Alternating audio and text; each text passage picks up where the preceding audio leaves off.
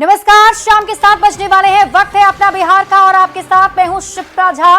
बिहार का राजनीतिक माहौल लॉ एंड ऑर्डर के मुद्दे पर गर्म है। पक्ष विपक्ष की ओर से वार पलटवार किया जा रहा है।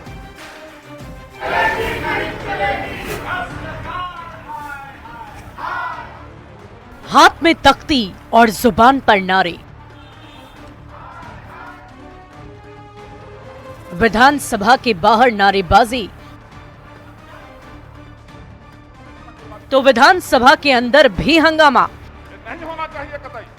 आप सदन से बाहर जो करते हैं कीजिए, लेकिन सदन को ठाकुरबाड़ी मत बनाइए। होली के बाद मंगलवार को विधानमंडल के बजट सत्र की कार्यवाही फिर से शुरू हुई और सदन के बाहर ही विपक्ष के गर्म तेवर दिख गए।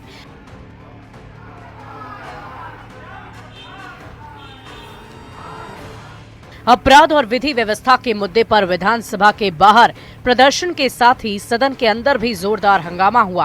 हालांकि विपक्ष के आरोपों का सत्ता पक्ष के नेताओं ने भी बखूबी जवाब दिया। इसमें कौन बच्चा है? सरकार का कोई बच्चा है? सरकार का दरोगा या सिपाही मारा जा रहा है तो पौड़ी के क्या होगा? चाहे वह भागलपुर की घटना हो, अररिया की घटना हो, जो भी हुआ हो, लेकिन जो लोग ये बिहार उस पर कार्रवाई हुई, अपराधी तत्क्षण गिरफ्तार हुए, इससे कोई इनकार नहीं कर सकता है। तेजस्वी यादव ने कानून व्यवस्था के मुद्दे पर सीएम नीतीश कुमार पर निशाना साधा तो सत्ता पक्ष की ओर से मंत्री अशोक चौधरी ने जवाब दिया। 20 सालों में 60,000 मर्डर हुए हैं, 60,000 हत्याएं जो हैं नीतीश कुमार जी के मुख्यमंत्री और गृह मंत्री रहते हुए हुए हैं। 25,000 रेप हुए हैं, बलात्कार हुआ है। जो लोग लोंडा नाच कराते थे, जो लोग लाठी पेलावन रैली कराते थे, जिनके यहाँ सब व्यापारी भाग गए, वो हमको जिनके सूप में अपने 75 को छेद दूसरा को दूसरा है। हाल के दिनों में घटी घटनाओं ने बिहार के राजनीतिक पारे को चढ़ा दिया है, लेकिन विपक्ष के आरोपों का सत्ता पक्ष के नेता बखूबी जवाब दे रहे हैं। पहले की सरकार में अपराधियों को सरकार का संरक्षण मिलता था, लेकिन आज अपराध करने वालों के खिलाफ कड़ी कार्रवाई होती है। यानी कानून व्यवस्था के मुद्दे पर जमकर वार पलटवार जारी है।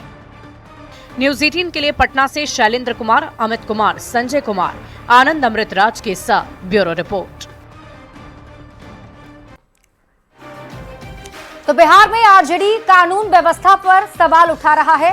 बीजेपी सांसद राजीव प्रताप रूडी ने आरजेडी के आरोपों पर बड़ा बयान दिया है। रूडी ने कहा कि यह पता लगाना जरूरी है कितने बड़े पैमाने पर हत्याओं में शामिल लोग कौन हैं और क्या इन सबका उस पार्टी से कोई संबंध तो नहीं जिसकी बात राबड़ी देवी कर रही है।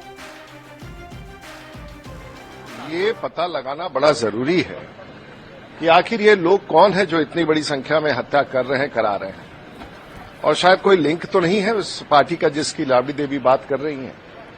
हमेशा कानून व्यवस्था राज्य के लिए प्राथमिकता रहता है और नीतीश कुमार के नेतृत्व में बिहार एकदम सक्षम रूप से अपराध पर काबू करके चल रहा है। तो शायद उनका बयान, मुझे ख्याल है कि होली के दिन जब आरजेडी का शासन था तो एक एक दिन में 300-300 लोग घायल होते थे, हत्या होती थी। अररिया और मुंगेर में पुलिस पर हुए हमले के बाद बिहार में भी अपराधियों के एनकाउंटर की मांग अब उठने लगी है। सत्ता पक्ष के नेताओं के साथ साथ एडीजी लॉ एंड ऑर्डर ने भी बिहार के अपराधियों को दो टूक चेतावनी दे दी और कहा है कि अगर पुलिस टीम पर जानलेवा हमला हुआ तो गोली चलाने से पुलिस वाले भी गुरेज नहीं करेंगे। और आपको बता दें कि इस पूरे मामले को लेकर जहां एक तरफ सियासत हो रही है तो वहीं दूसरी तरफ प्रशासन की तरफ से कड़ा एक्शन करने की तैयारी शुरू कर दी गई है और यही वजह है कि एडीजी लॉ एंड ऑर्डर की तरफ से अपराधियों को ये दो टूक चेतावनी दे दी गई। अपराधियों, बिहार छोड़ दो, किसी को छोड़ा नहीं जाएगा। अब पुलिस पिटेगी नहीं, पीटेगी। अगर गोली कोई किसी पर पुलिस पर चलाएगा तो पुलिस गोली चलाएगी। पैर में नहीं, अब सीने में मारी जाएगी गोली। अपराधी के सीने में गोली मारा जाएगा अगर अपराधी पुलिस पे गोली चलाएगा तो।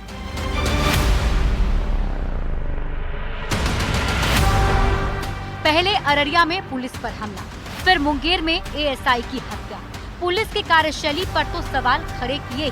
बिहार के राजनीतिक पारे को भी चढ़ा दिया है। विपक्ष के नेता कानून व्यवस्था के मुद्दे पर सरकार को घेर रहे हैं, तो सत्ता पक्ष के नेताओं का कहना है कि अपराधियों को बख्शा नहीं जाएगा।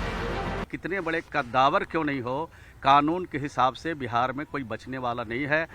सत्ता पक्ष के नेताओं का कहना है कि घटना में जो लोग भी शामिल हैं, उन्हें गिरफ्तार किया जा रहा है। बिहार में कानून का राज है, जरूरत पड़ी तो अपराधियों का एनकाउंटर भी होगा, जरूरत पड़ी तो पैर की बजाय सीने में गोली मारी जाएगी।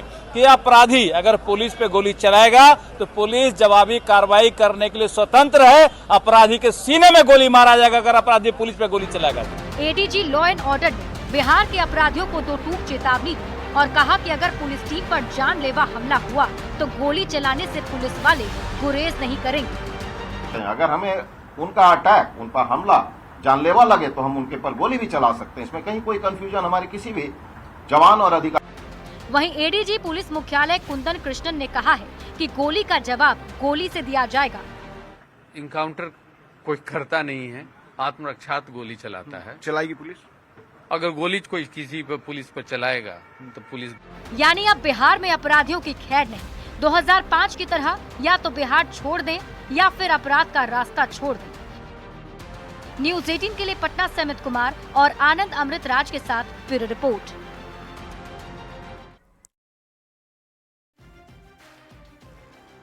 हमले के बाद बिहार में अपराधियों के एनकाउंटर की मांग अब उठने लगी है।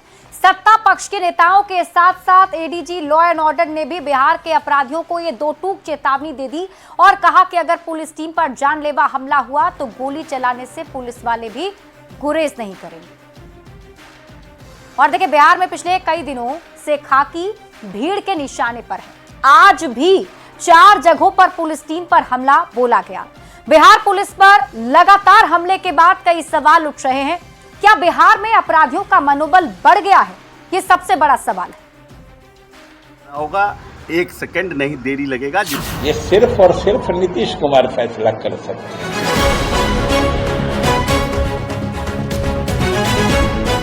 क्या सीएम नीतीश कुमार के बेटे निशांत सियासत में एंट्री लेंगे?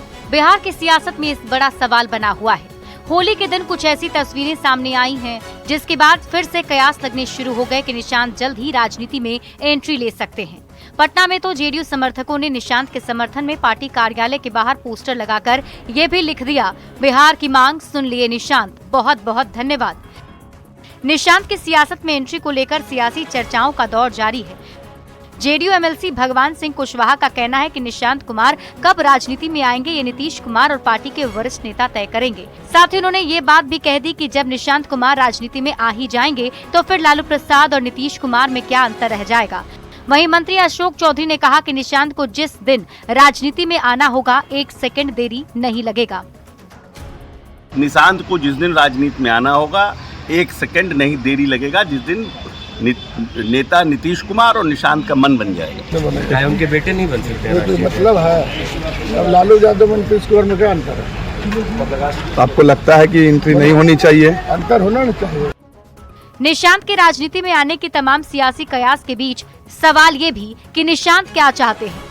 49 साल के बैचलर निशांत सियासत की गली से अच्छा खासा फासला बनाकर रखते हैं। राजनीतिक विरासत के बावजूद निशांत हमेशा राजनीति से दूर रहे। बड़ा सवाल है कि सादगी भरा जीवन जीने वाले निशांत क्या राजनीति में आने का फैसला लेंगे।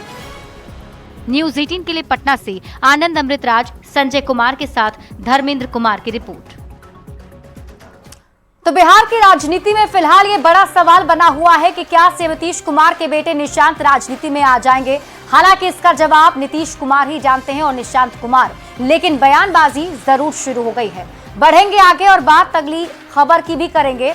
और आपको बता दें कि कई दिनों से फिलहाल बिहार की राजनीति गर्म है और कांग्रेस की तरफ से भी चुनावी तैयारी शुरू कर दी गई है। कांग्रेस की तरफ से नौकरी दो पलायन रोको यात्रा की शुरुआत की गई है, जिसके दूसरे दिन बेतिया में कांग्रेस नेता कन्हैया कुमार के जुलूस में गाजे बाजे के साथ घोड़े भी दिखे।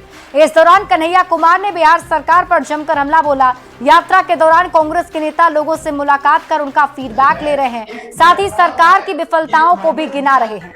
यात्रा का मकसद रोजगार की कमी और पलायन के मुद्दे पर जनमानस तैयार करना है।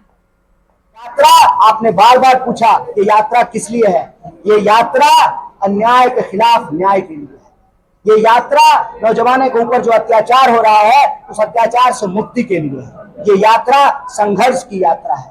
ये यात्रा समाज में जो व्याप्त नफरत है, जब आप नौकरियां नहीं दे पाएंगे तभी तो आप नौजवानों को आपस में लड़ाएंगे, धर्म के नाम पर उनके बीच में नफरत फैलाएंगे और नफरत की आग में जो ये बिहार को जलाने की कोशिश की जा रही है उस नफरत की आग को बुझा करके नया बिहार बनाने की यात्रा।